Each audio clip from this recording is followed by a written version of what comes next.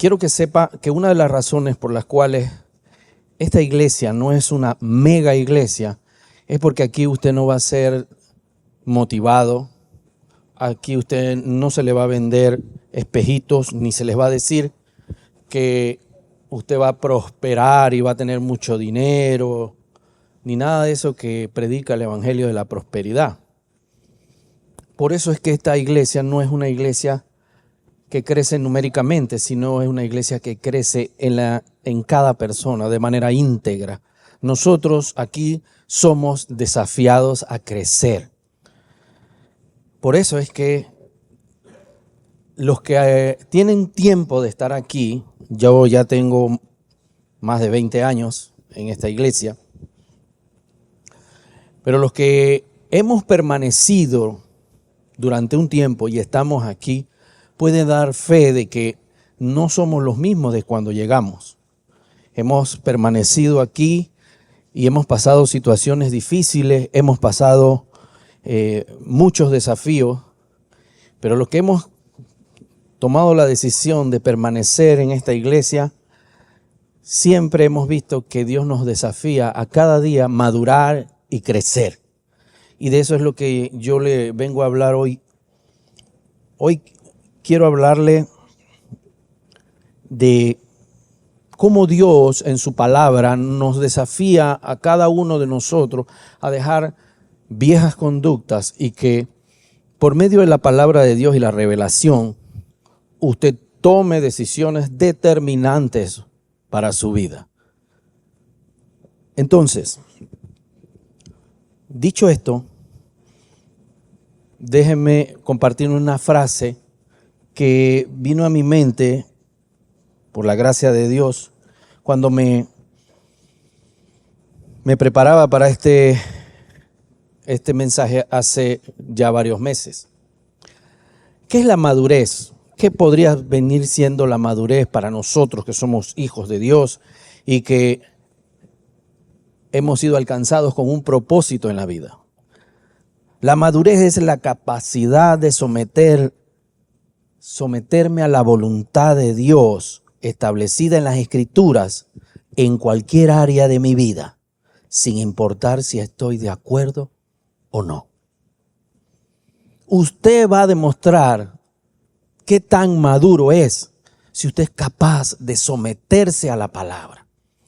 No solamente en aquellas cosas a las cuales usted está de acuerdo, porque si hay algo que hace la palabra de Dios es que nos confronta con quiénes somos y nos muestra qué quiere Dios hacer en nosotros. Dios todos los días nos desafía a hacer cambios en nuestra vida. Cambios necesarios para poder crecer y alcanzar los objetivos de Dios, no los nuestros. Usted, si me ha escuchado antes, sabe que una de las cosas que yo le digo es que Dios no nos diseñó a nosotros para que nosotros hagamos lo que nosotros queremos hacer. Dios nos diseñó para que nosotros hagamos su voluntad. Eso es lo que nosotros estamos llamados a hacer. Pero para poder llegar a eso, yo necesito que la palabra de Dios se vuelva parte de mí, naturaleza en mí. Que la palabra de Dios yo la tenga grabada en mi mente, en mi alma, en mi corazón. Dice la Biblia que nosotros debemos guardar en nuestra mente sus mandamientos. ¿Por qué? Porque si usted deja la Biblia por ahí y usted no se alimenta de la palabra, no la lee, no la estudia, no hace un estudio serio, interno de la palabra de Dios para saber cuál es la opinión de Dios en cada aspecto de nuestra vida, usted no va a saber qué hacer en determinado momento. El ser humano no quiere buscar a Dios.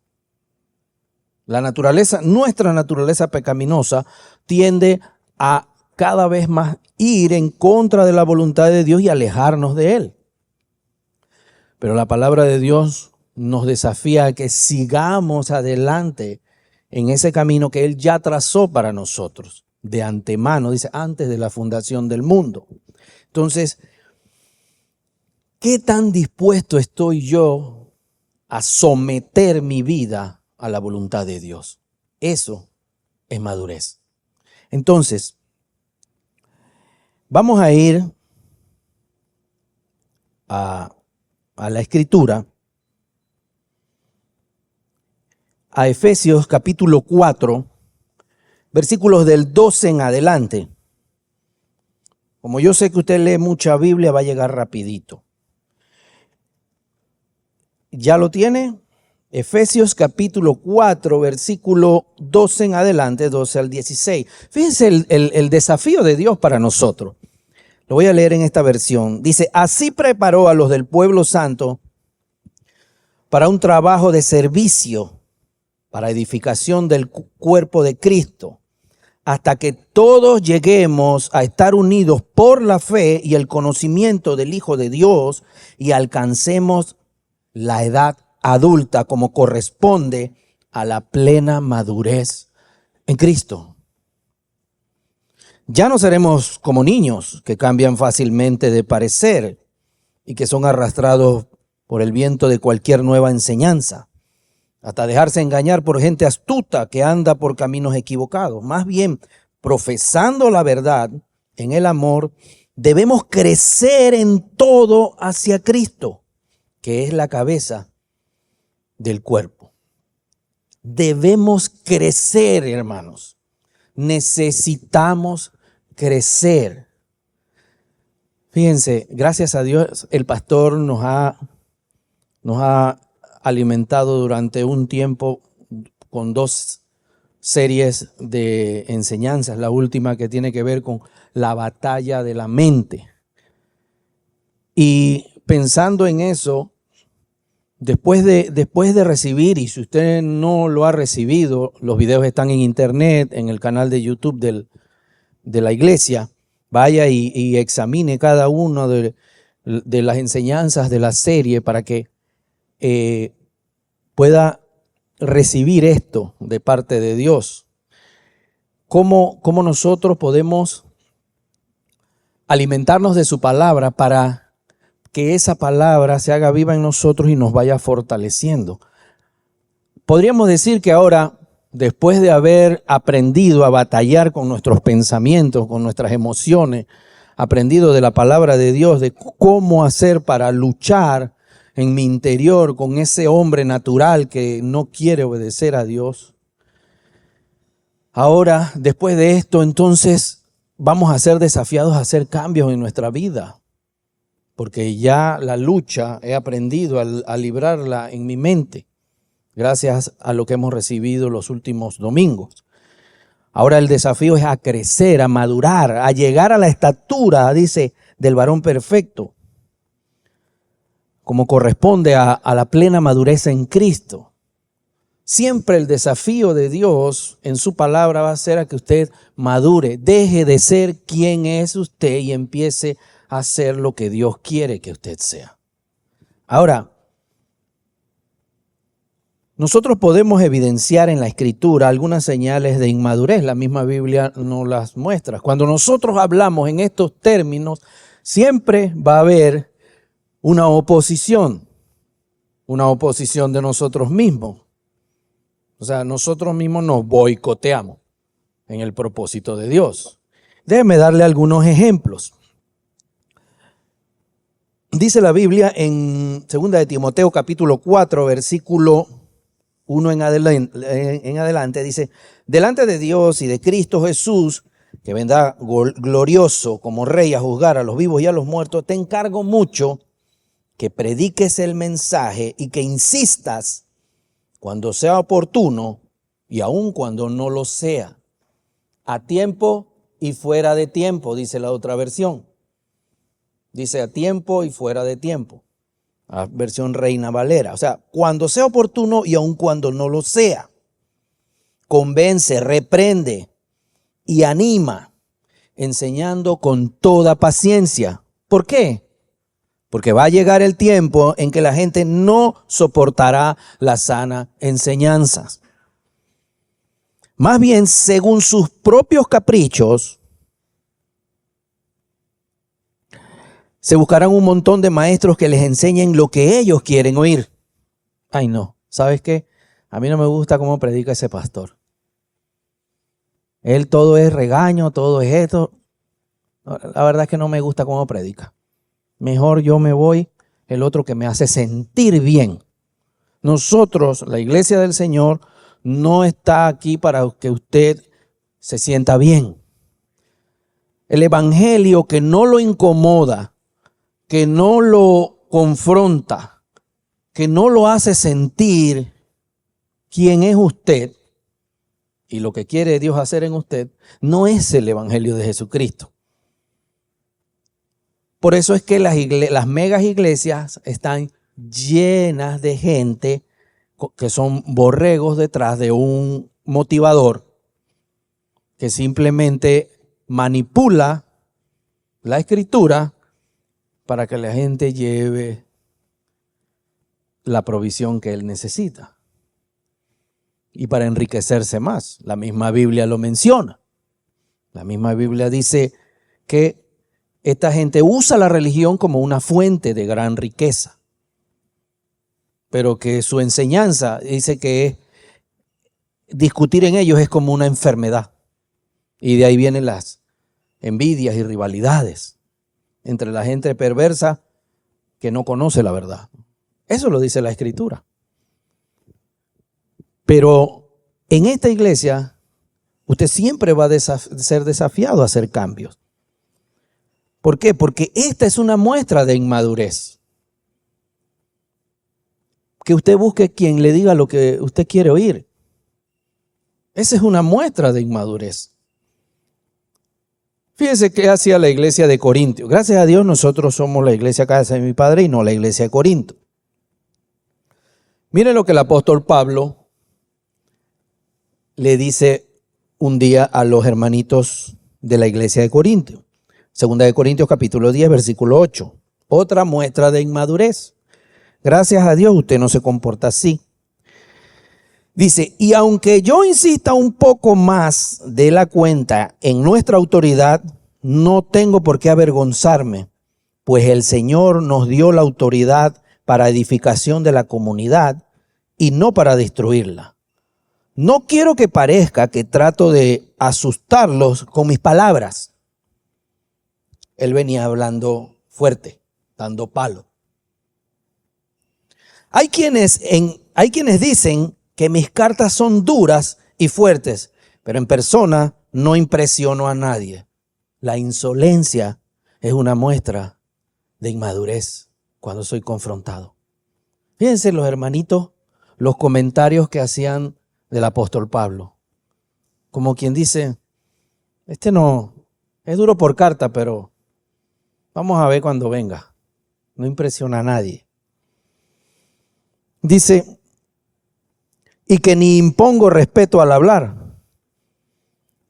Pero el que esto dice debe saber también que así como somos con palabras y por carta, estando lejos entre ustedes, así seremos con hechos cuando estemos entre ustedes.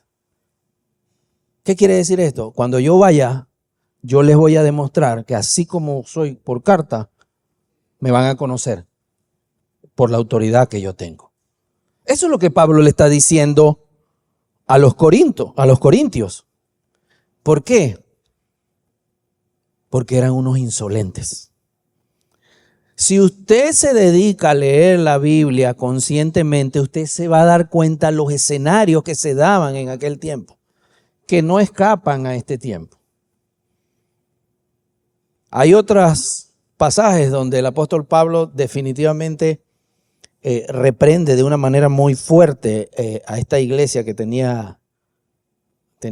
eran muy especiales los hermanitos de esta ciudad. Vemos que la Biblia nos da muestras de cuáles son las conductas de una persona. Y aquí podríamos sentarnos a estudiar muchos más ejemplos. Ahora, Dios nos está llamando a nosotros a que no tengamos este tipo de conductas, sino que aceptemos la palabra como ha sido impartida en la Escritura y volvamos en sí. ¿Qué quiere decir esto? Que nosotros reconozcamos que sí tenemos este tipo de comportamientos y que necesitamos cambiarlo. Sin arrepentimiento no hay perdón de pecados. Es necesario que yo me arrepienta. ¿Qué es el arrepentimiento? Cambio en la manera de pensar. Si yo no cambio mi manera de pensar con respecto a un comportamiento, yo no voy a tener ni siquiera una intención de cambiar. Me voy a creer bueno. Yo no le hago daño a nadie. Entonces, cuando yo no soy capaz de hacer eso, es porque he decidido voluntariamente ignorar la verdad de Dios. He decidido realmente esa parte, saltármela. Y aquí hoy, en este momento, yo voy a comenzar a dar muchos ejemplos de nuestra vida diaria en cada uno de los aspectos de nuestra vida diaria. No voy a poder dar todo porque no da el tiempo, pero son los que Dios puso en mi corazón aquel 4 de febrero. O sea que si usted cree que yo lo estoy diciendo por usted, no es así. Pero a usted se lo estoy diciendo. Así que Dios le está hablando. Por ejemplo, un par de aplicaciones. Nosotros tenemos aquí muchos jóvenes solteros. Y la Biblia habla de que los solteros tienen que tener cierto comportamiento. Vamos a ver qué opina Dios y cuál ha sido su comportamiento. Dice la Biblia, 2 de Timoteo capítulo 2, versículo 20 en adelante. Dice, en una casa grande no solamente hay objetos de oro, plata, sino también de madera, de barro. Unos son para usos especiales y otros son para uso común. Déjeme graficárselo. Está hablando de la iglesia. Dentro de la iglesia hay diferentes tipos de personas. Usted va a decidir qué vaso quiere ser. Si uno de uso común o uno especial. Y presta la casualidad de que la Biblia menciona, dice, si uno se mantiene limpio de estas faltas, será como un objeto precioso, consagrado, útil al Señor, apropiado para cualquier cosa buena. Huye de las pasiones juveniles y busca la justicia, la fe, el amor, la paz, junto con todos los que con un corazón limpio invocan al Señor. Vamos a hablar de noviazgo, de solteros. ¿Qué opina Dios con respecto al noviazgo? Dice la Biblia que todo lo que nosotros hagamos debemos hacerlo para la gloria de Dios. Eso incluye cualquier tipo de relación. Si usted está teniendo un noviazgo que le da la gloria a Dios, usted va a cumplir con 3 parámetros específicos que la Biblia nos enseña que debemos cumplir como novios. El primer aspecto del noviazgo es que usted tiene que, como joven, utilizar el tiempo de relación de noviazgo para conocer a esa persona profundamente, espiritualmente. ¿Qué quiere decir esto? Que la relación de noviazgo te tiene que servir para saber si esa persona ama a Dios, tiene principios, respeta a sus padres, respeta a sus semejantes, le teme a Dios, no que es perfecto, tampoco que bien venga a la iglesia, no, sino que tiene temor de Dios. ¿Cómo está la vida espiritual de esa persona que se supone que es tu novio o tu novia en función de un propósito en el Señor? ¿Tu noviazgo le da la gloria a Dios? Esa es la pregunta que cada uno nos debemos hacer. Lo segundo que debe tener un noviazgo es que te debe servir para conocer muy íntimamente, emocionalmente a esa persona. ¿Cómo está él con sus emociones o ella con sus emociones? Porque si usted tiene un novio o una novia que te trata bien a ti, pero trata mal a su madre, tú estás en fila esperando tu turno. Y eso hay que conocerlo en el noviazgo. Necesitas saberlo. O es un celópata y en el noviazgo te diste cuenta que es llevado por la ira, que es violento. El noviazgo te sirvió para conocerlo. Por eso es que el noviazgo no es para casarse. Es para determinar si debo casarme. Si es que estás viviendo un noviazgo conforme a la voluntad de Dios. Tienes que conocer a esa chica profundamente, emocionalmente y saber si es una celópata, si es una controladora o viceversa. Pues no solamente es del lado del hombre, del lado de la mujer también. Y el noviazgo te sirvió para eso. Y lo tercero es que no deben conocerse físicamente. Solamente lo que ves. Ay, pastor, pero usted es muy anticuado. La verdad de Dios va a seguir siendo la verdad de Dios, sea que a usted le guste o no. Si usted se involucra, ese es el noviazgo al estilo de Dios divino. ¿Por qué? Porque lo físico está reservado para después del matrimonio. Pero si usted se involucra físicamente, usted se hace llamar cristiano o se hace pasar por cristiano, pero vive como mundano, como el que no conoce a Cristo. Y usted se mete profundamente físicamente, muy profundamente. Algo de emocionalmente solamente deja saber lo que le conviene. Es espléndido, es detallista, trata bien. ¿Por qué? Porque como hay un dicho en el mundo, hombre que no miente se queda solo. Eso es un dicho del mundo. ¿Sí? En el mundo dicen así.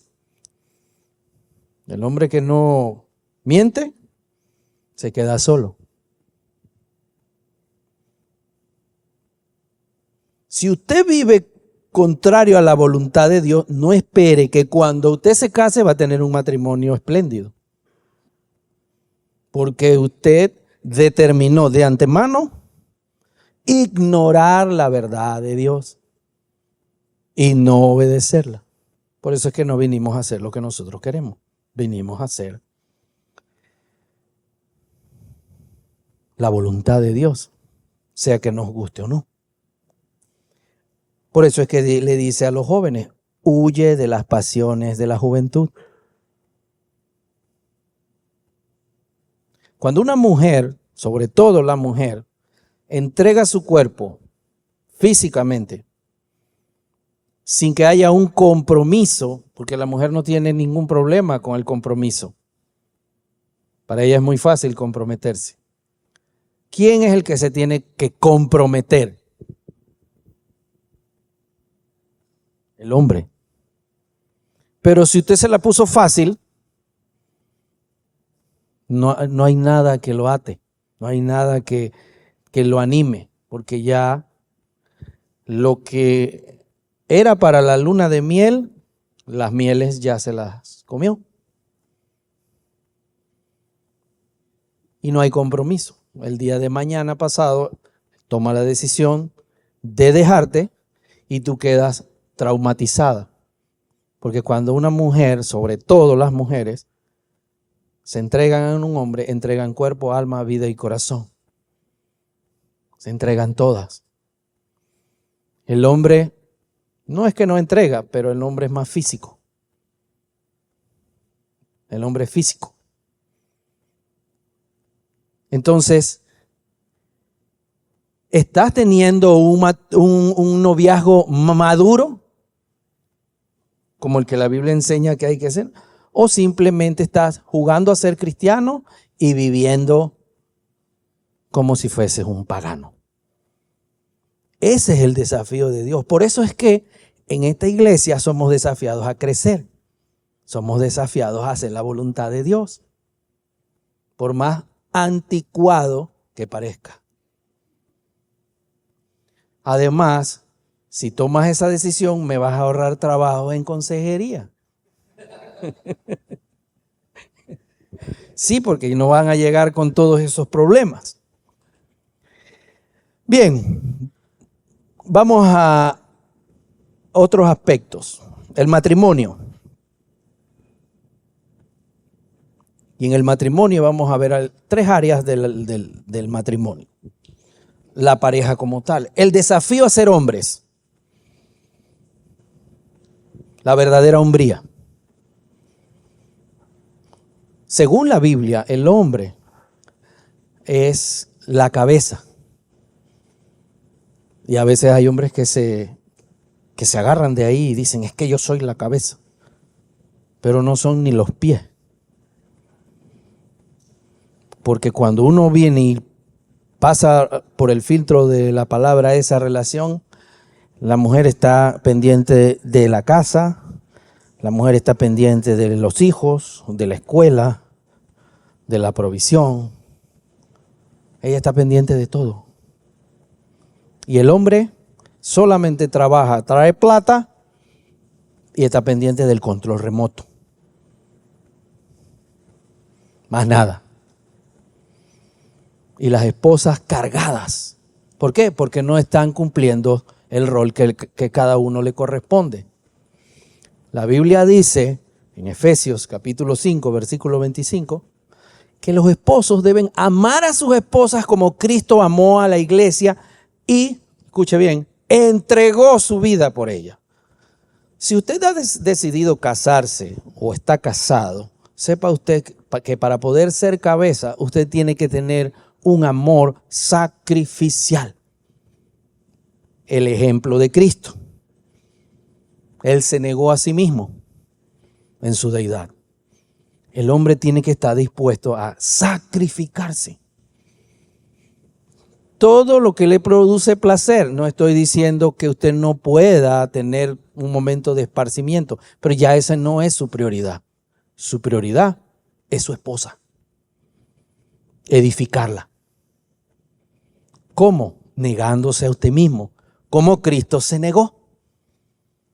Dice la Biblia en Filipenses capítulo 2, versículo 5, que no escatimando el ser igual a Dios, renunció a lo que era suyo y tomó naturaleza de siervo. Mi vida, ¿qué necesitas? Usted se pone al servicio de su esposa. tristemente las mujeres viven adoleciendo de un esposo que esté pendiente de ellas.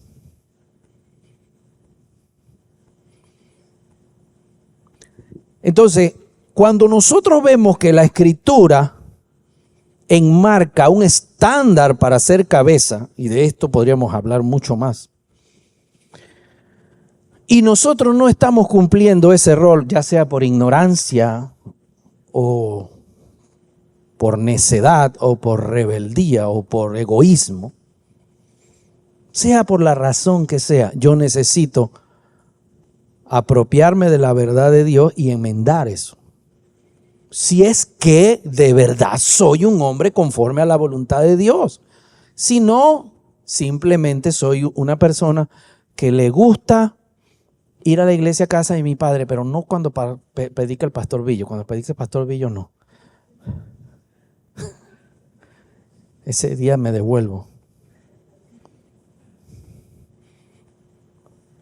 Vengo, aprendo de la Biblia a cómo ser un hombre conforme a la voluntad de Dios. Lo hago parte de mi vida y cambio el rumbo de mi existencia. Empiezo a cumplir la razón de mi existencia. Necesito entender eso.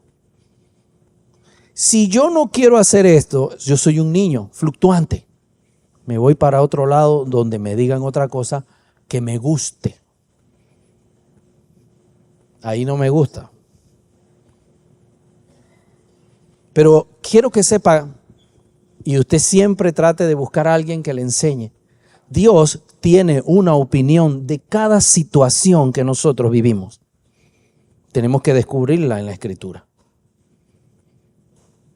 De cualquier tema que usted menos se lo imagina, Dios tiene una opinión. Nosotros tenemos que consultar la opinión de Dios, no ignorarla. No podemos ignorar la verdad de Dios. Necesitamos apropiarnos. Pero para eso, gracias a Dios, ya hemos aprendido, por la serie que hemos visto, que esa lucha aquí en mi mente, ya yo tengo armas para luchar contra ese tipo de pensamiento.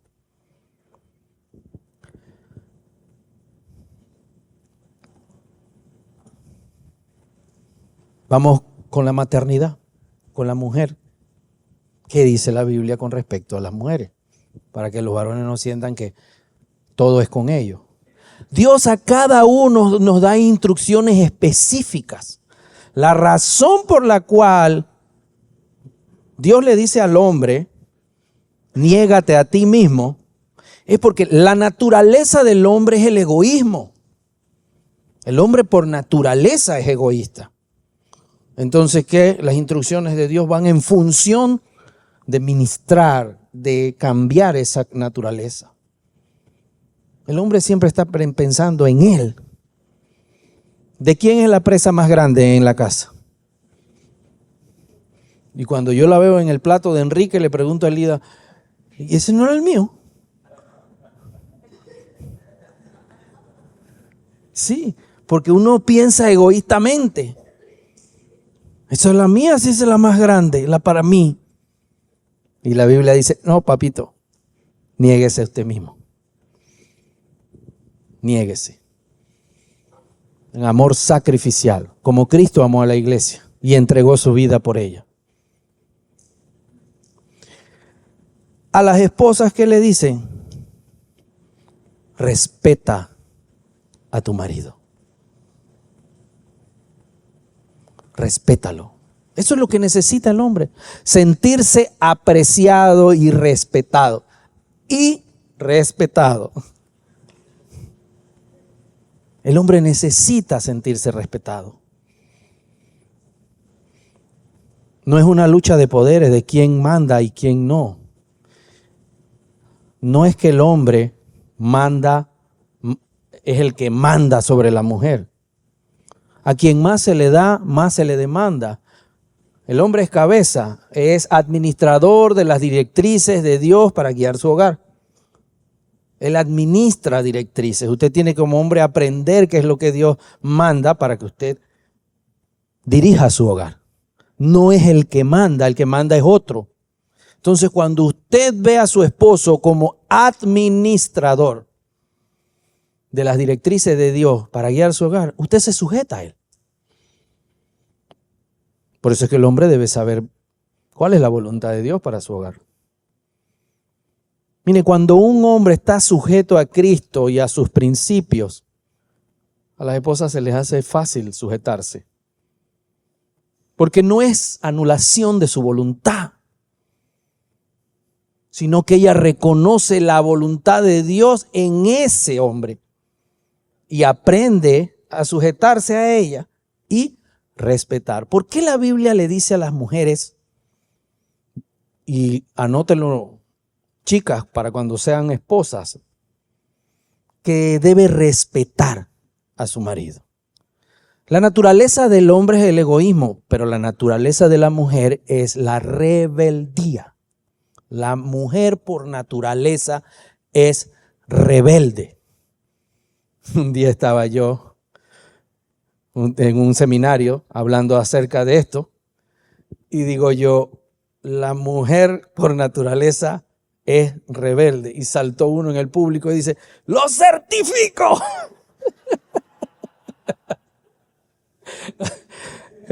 Fue por gusto ese seminario. Sí, porque ya con eso no hay seminario que valga ya.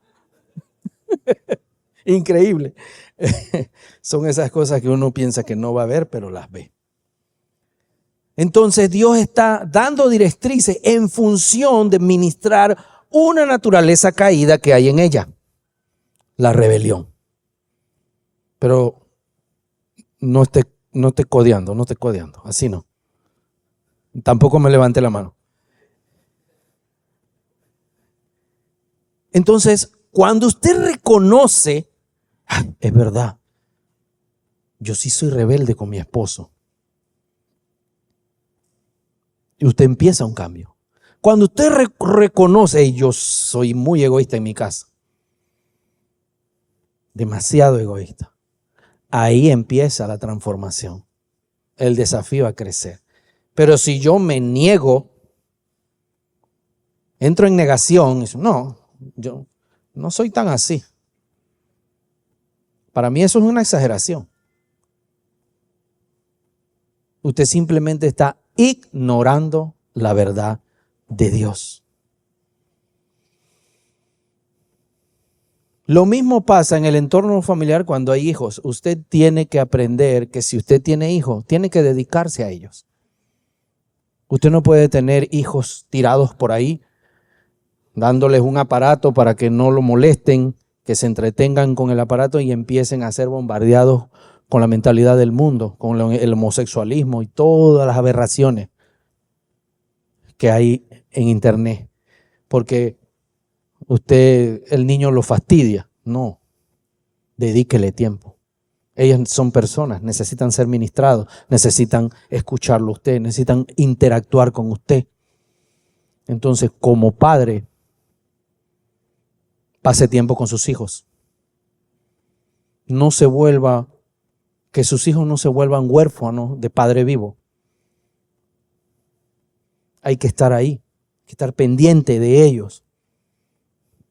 2 de la mañana, ¿a qué hora llegas? Están pendientes. No importa la edad que tengan. Si están bajo su cuidado, bajo su techo, ellos tienen que dar cuentas. Pero como usted ha sido permisiva, todo se lo consiente, todo lo justifica, se deja faltar al respeto, es que ya está grande, ya no puedo hacer nada. No, señor. El mayor de mis hijos varones tiene 25 años y la frase más común que le repito es que no se te olvide que yo soy tu padre. de una vez reacciona. Que no se te olvide. Tú y yo no somos iguales. Usted le está sembrando un principio de autoridad. Que se sujete a su autoridad. Porque si no, donde vaya se va a encontrar rebelándose contra la autoridad. Y no va a caber en ninguna parte. Entonces, deje de ser permisivo con sus hijos. Estórbelos. Enséñeles.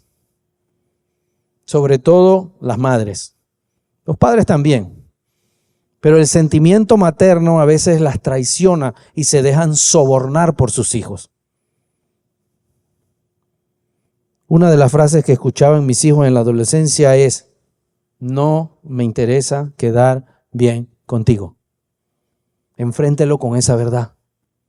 Pero a veces nosotros queremos complacerlos y quedar bien con ellos para que no se sientan mal. No. A mí me interesa quedar bien con Dios. Ahora no lo entiendes, pero más adelante lo vas a entender. No me interesa quedar bien contigo. Ni siquiera me interesa saber cuál es tu opinión con respecto a esto. ¿A cuál tema? Esto es lo que Dios dice que hay que hacer. Entonces necesitamos establecer estas cosas en la vida de nosotros para que, siendo maduros, también podamos entregar madurez a otros. Porque si no, va a ser como dice la Escritura. Seremos niños fluctuantes que cambian fácilmente de parecer. El día de mañana pasado, tu hijo lo enseñaste a ser tan inestable porque lo complaciste en todo, que fue a un trabajo, le fue mal y le dices: no, hijo, venga, que usted no tiene por qué estar aguantándole groserías a nadie. No, usted se me queda ahí. Algo Dios está tratando en su carácter. Dios, por algo te está pasando eso. Pero se nos mete el padre abnegado y dice: no, hijo, que para eso usted tiene su padre. Estás creando un monstruo. Estás creando un monstruo. No, te quedas ahí. Eso no es motivo para renunciar. Usted se queda ahí. Y después te lo agradecen. Después hasta casa compran. Amén.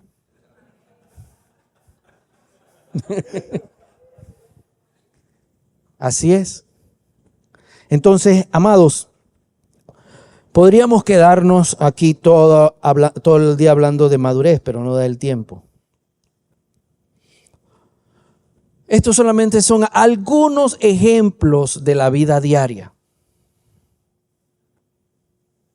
Por ejemplo, termino con esto. ¿Qué dice la Biblia de las relaciones con los demás? Las relaciones que tengo a mi alrededor. Dice: júntate con sabios y sabio serás. Júntate con necios y te perderás. No puede ser que usted, joven, adulto, se haga llamar cristiano, pero su círculo de amigos son pura gente que va derechito para el infierno. Y usted ni siquiera hace nada para impedir eso, sino que se hace parte de. Cuando la Biblia dice: no compartas la conducta estéril de los que son de la oscuridad, más bien saca a la luz, pues hasta da vergüenza lo que ellos hacen en secreto. Pero cuando todas las cosas son puestas al descubierto por la luz, quedan en claro. Pues todo lo que participa de la luz ha de saberse. Dice: así que despierta tú que duermes, como que reacciona. Levántate de entre los muertos y Cristo te alumbrará. Cuida mucho tu comportamiento. No vivas neciamente, sino con sabiduría. Amados, les estoy recitando la Escritura. Aprovechen bien este momento decisivo porque los días son malos. Procuren entender qué es lo que agrada al Señor. Y sigue diciendo, no se emborrachen. Imagínense, pues eso te lleva al desenfreno.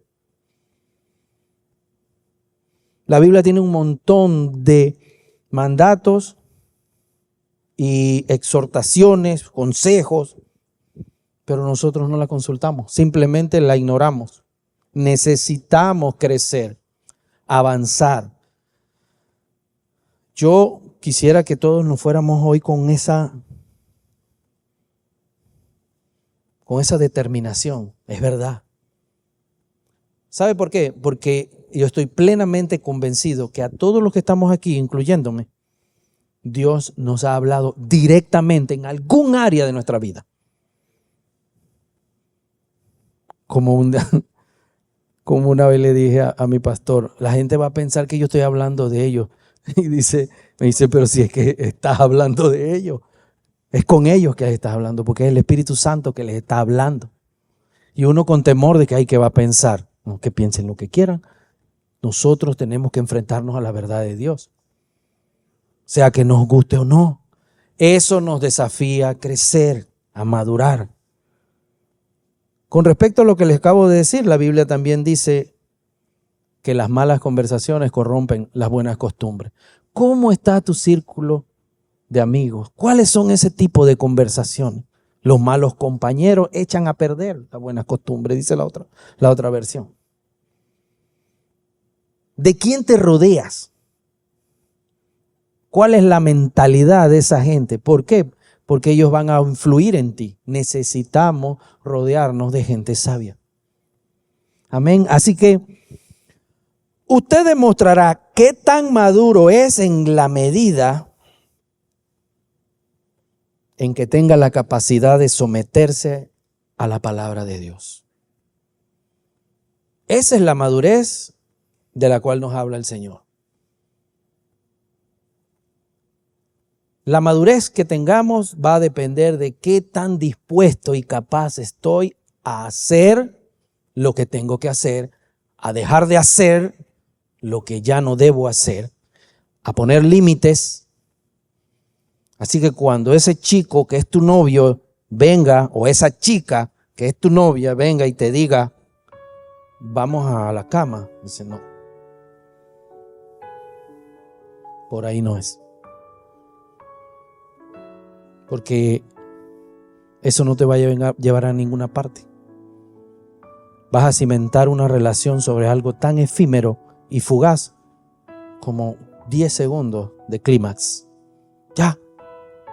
Eso fue algo que tiene que perdurar en el tiempo, lo vas a reducir a eso. No, eso debe ser parte de en un momento. Así que cuando tus hijos te quieran sobornar diciéndote, es que tú no me amas, no, pues no te amo. Cuando te quieran manipular con sus malcriadeces, pon límites. Necesitamos aprender a poner límites para poder hacer lo que Dios quiere que yo haga.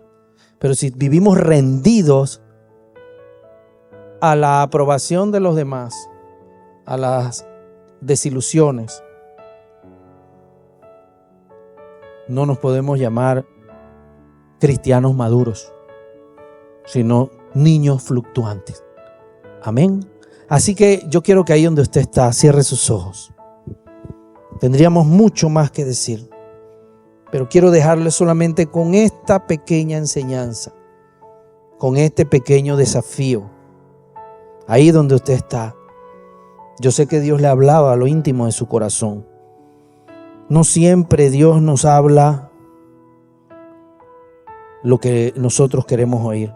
Realmente la voluntad de Dios tiene la característica de ir en contra de nuestra voluntad humana. Ríndete a Dios. Cumple el propósito por el cual has sido llamado.